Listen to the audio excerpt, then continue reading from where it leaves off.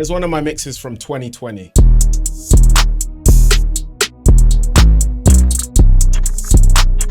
And here's one of my mixes from this week.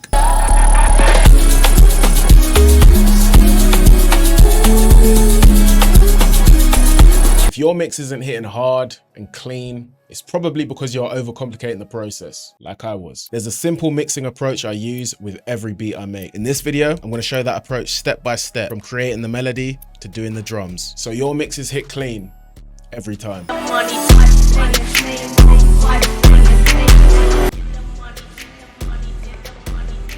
So the approach I use every single time I sit down to make a beat is this. Kiss. Keep it simple. Stupid. 90% of the way to a clean mix is just getting the fundamentals right. Choosing sounds that actually work together. EQing the sounds to give them their own space. Panning to separate them, and getting your levels right. If you nail those first, you don't have to spend a bunch of time trying to fix a muddy mix with a bunch of plugins. So let me show you exactly what that looks like, starting with the melody. All right, so I'm feeling a piano, so we're gonna grab the Noir piano and we're gonna go for the open and rich preset. And I wanna make something just simple but bouncy.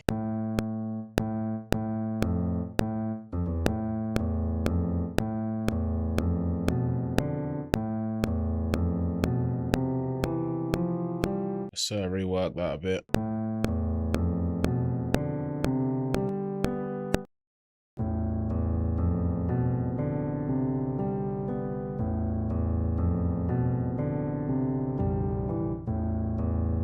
Now let's duplicate this over. We're gonna do it again. We're gonna go 1, 2, 3, 4, 5 semitones down.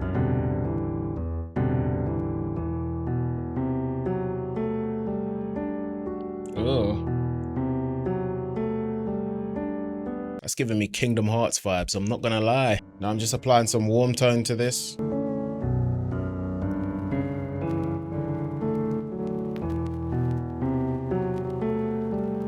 It just gives it that kind of RC20 effect. Makes it sound a bit more vintage. Now I'm gonna grab the Ethnic Series Zhao Bank by Ritos Audio. This bank is like mega cheap. I think it's like 20 bucks.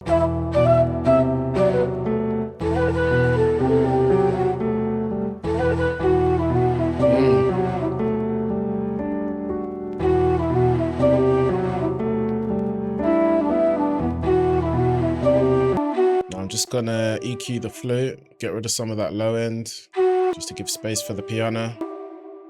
Nothing too fancy. But let's make it pan around with the pancake as well.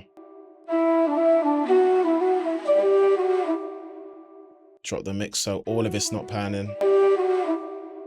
Now, I think this needs a bit of reverb, so let's do a Valhalla Vintage Verb. Let's drop the decay. Drop the mix a bit. We're also going to use the built-in EQ to get rid of some of the low end from that reverb. Let's copy that same reverb onto the piano too.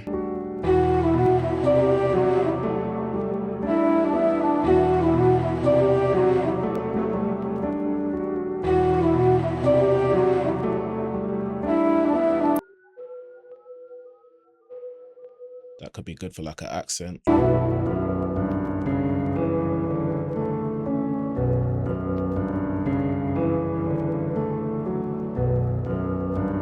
Again, just an EQ. Just some panning again.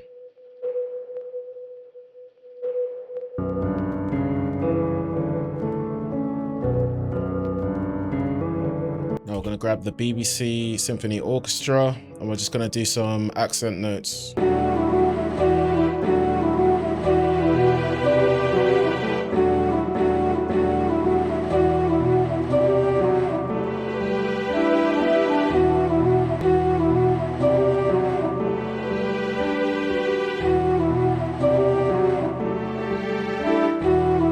Just going to make another instance of BBC Orchestra, and then we're just going to do one long sustained note, but we're just going to draw in the volume.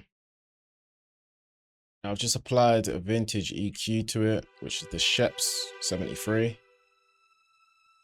Just gonna boost the high end a bit. Also got some warm tone on there. Right, now we're gonna split out all those layers.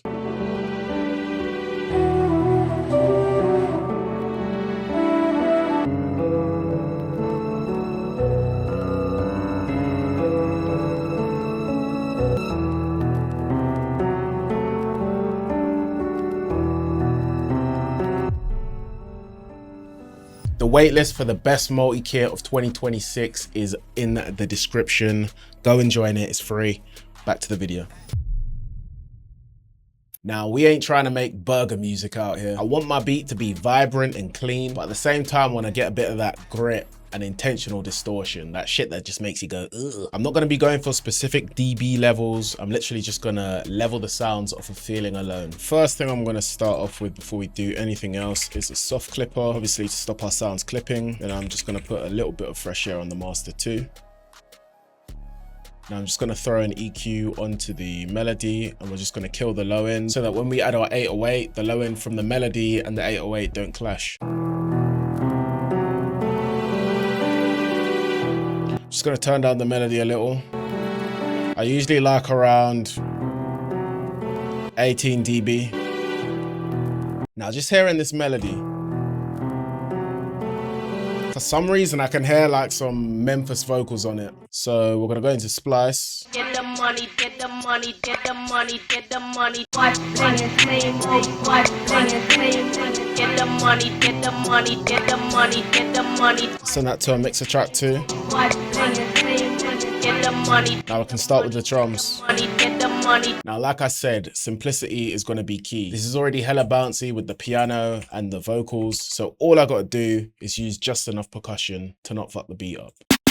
Let's just use something clean like this. Watch playing same old, watch playing same old, watch playing same, watch playing same old, watch. Let's just up the velocity on that. Watch playing same old, watch playing same. Get the money, get the money, get the money, get the money. Let's do an EQ on these vocals, get rid of some of the low end. Now that is bouncy as hell already. Only thing that I'm hearing are maybe some open hats. Maybe something like this.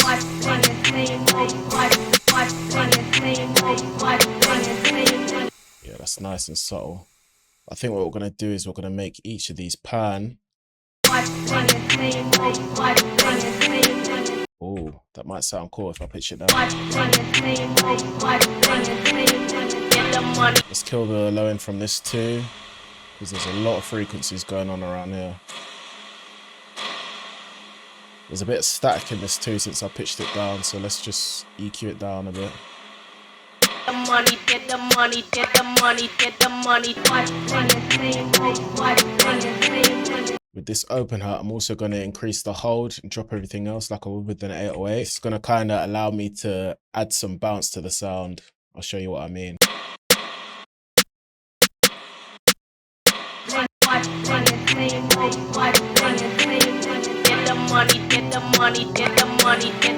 Now I think what I'm going to do is I'm just going to throw over a perk loop. I know I said to keep the bounce simple, but I feel like maybe a perk loop would bring out like some extra texture.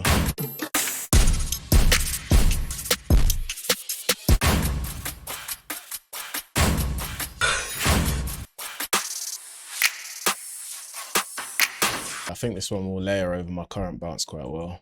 Let's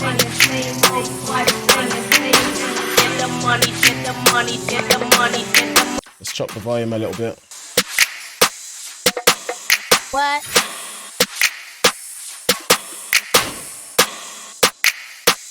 Let's make this open hat a bit more subtle. Get the money, get the money, get the money, get the money. Get the money, get the money, get the money, get the money. Get the money, get the money, get the money, get the money. I can go ahead and throw in an 808. Just gonna use the jerk spins.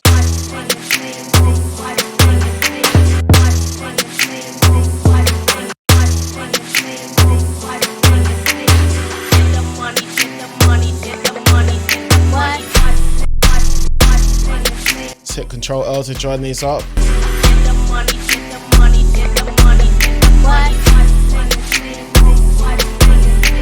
Let's use this out knob to make this 808 a little bit tighter so it kind of hits a bit sharper. Then let's boost it a bit.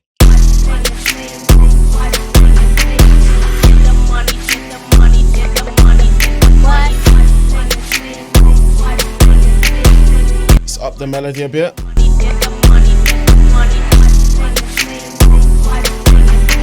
Now, like I said, it's important to keep it simple just so the beat has some space, but there's a few clever ways that you can use other 808s to kind of add your own little flair to it. So let's grab another 808.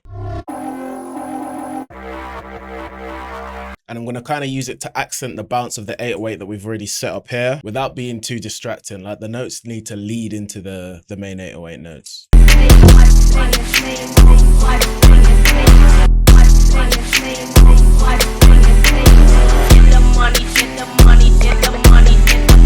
Oh, what I think would sound hard as well is if it's subtly kind of panned around. So let's add a pancake to that.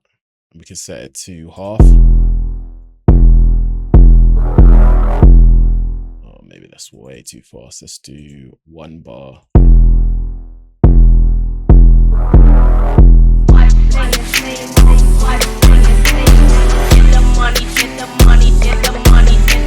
Now, I feel like being a bit extra, so I'm going to add 1 more. Let's grab this one from my upcoming kit.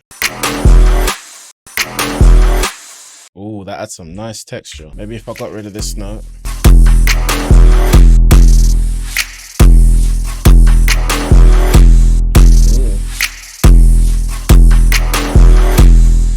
I think the mix is sounding aggressive and distorted, but a bit too much so. So I'm just going to do some leveling real quick.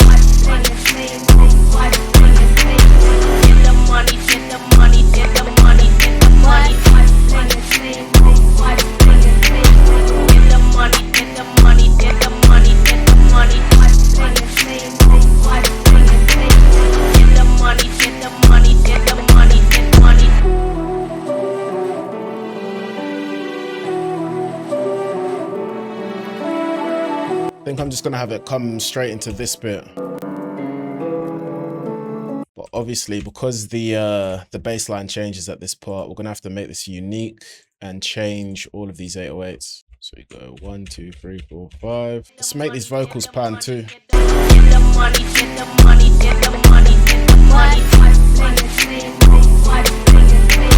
Let's grab a riser. Just one of those. We'll pan the riser a bit to the left. Pan this Vox a bit to the right.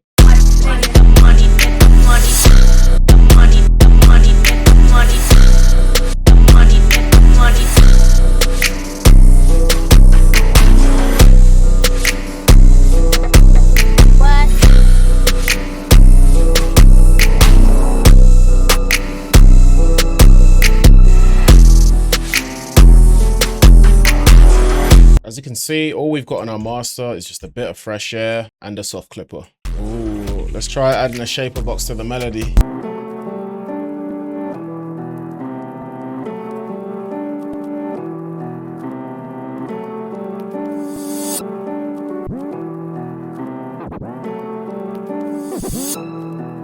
Oh, maybe we can make it pan a bit when the record scratch comes in. Let's automate it so it's only on when the record scratch hits. Yeah. But here, there's a bit too many things going on at once, so we're just gonna lose the extra 808s. Just so we haven't got too many different like main things going on at once.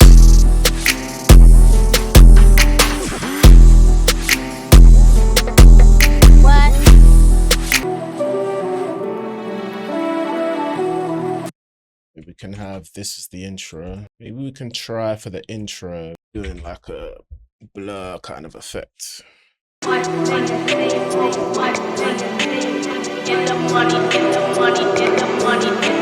apply some halftime to that too. Set to 8 bars, 1.5.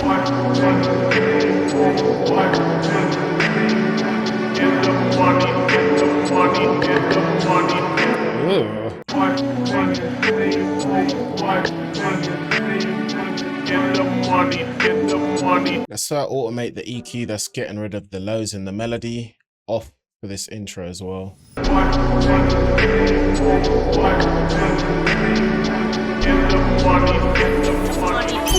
turn it up a little.